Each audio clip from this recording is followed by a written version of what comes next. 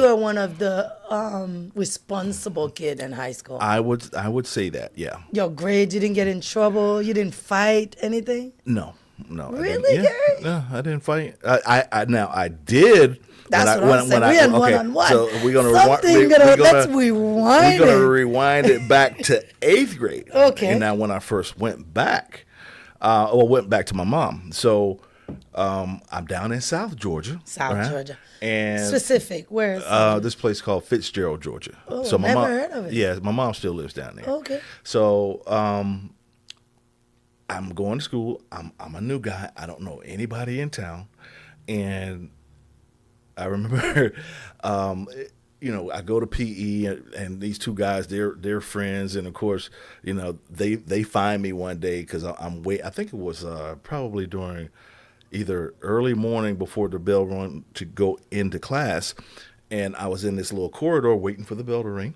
right? And these two guys, they come up like they're gonna do something to me. Wow. I said, okay. Yeah, well, we got you now. What are you gonna do? So Why, they were mad at you for something? no, or they were just trying to bully me. Okay. That's all. They were trying to bully me. So both of them got close to me and started getting in my face. So I took my arms and I wrapped them around both of them, and I grabbed them and I squeezed hard as I could. And they were like, let me go, at let me go. 8th grade. Yeah, they were like, let me go. And they never bothered me again. So I didn't even throw a punch. Wait, Gary, I'm trying to visual that. I'm sorry. So at 8th grade, you were big enough to hug two people and squeeze them that much? Yeah.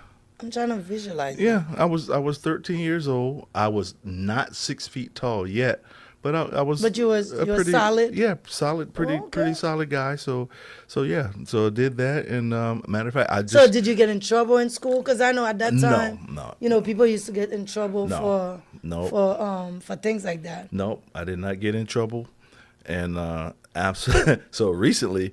I spoke to one of those guys that did that, and so yeah, I think he's in jail, but he happened to call my mom's husband, and they were speaking, and I saw his name come up on my mother's husband's phone, and I'm like, is that Alfonso Swain? He said, yeah. So we started talking, and he's in jail, and I asked him if he remembered that, and he remembered. He remembers. He remembered. Wow. Yeah, but no, I didn't get in trouble. You never get in trouble? So how was your grades? They were pretty decent. I wasn't the best student in elementary school. I was probably not the best in middle school, but I missed a lot of school. Why you miss a lot of school? I just stayed out. I didn't was it sick? I didn't like school. I didn't. You didn't like school? No, I didn't like school. I didn't want to go. So you hear, kids? It's not just you. We parents. Yeah, and I we pulled, go through that. Right, and I pulled the wool over my great grandmother's eyes, and she said, "Okay, well, you don't have to go." So I didn't go. So we know all the tricks. We know all the tricks. Absolutely, we know the tricks. Mm-hmm. So I didn't get good grades, but when I got to high school, and I knew I had to take these tests. I'm like, okay, I'm gonna study for this test. I'm gonna see how it goes. So I made a couple of good grades on tests, and that was enough for me to say, you know what, I'm gonna do better. You got confidence. I did, and I said, I'm gonna. What do better. age were you? Because I'm still waiting for my son to say that. To me. What? Yeah, I was 14 or 15. Wow. I was 14 or 15 when so that happened. But he's still 15. Yeah, so that's when the light went off for me. I'm like, oh man, this feels good. Oh wow. You know what I mean? This feels good to be able to make good grades, and not getting an F or a D or and a just C. barely making it. Yeah, and barely making it. I'm like, so I applied myself, and I made pretty decent grades. So. Yeah, that was a turnaround for me. How did the teachers feel when they saw that Gary? they were like, we knew. Yeah, we knew you could do it. You were just being lazy, It's so funny you said that. I went to my son's school. He had a game, and I so happened to be sitting behind his literature teacher. Right. And they I was in front of her. And she was like, so I'm screaming, you know, when you're in the games, how you screaming. Right. So she tapped me in the back. She was like, you know, he's such a good boy. He got it on him. He really got it. You know, he just, he just doesn't want to apply himself.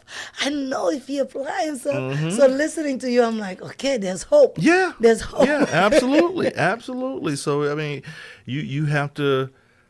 Was it a girl? Is there any? Because I'm hoping like something had to change. No. So it was just you. It was me because, like I said, you know, I wasn't a good student growing up.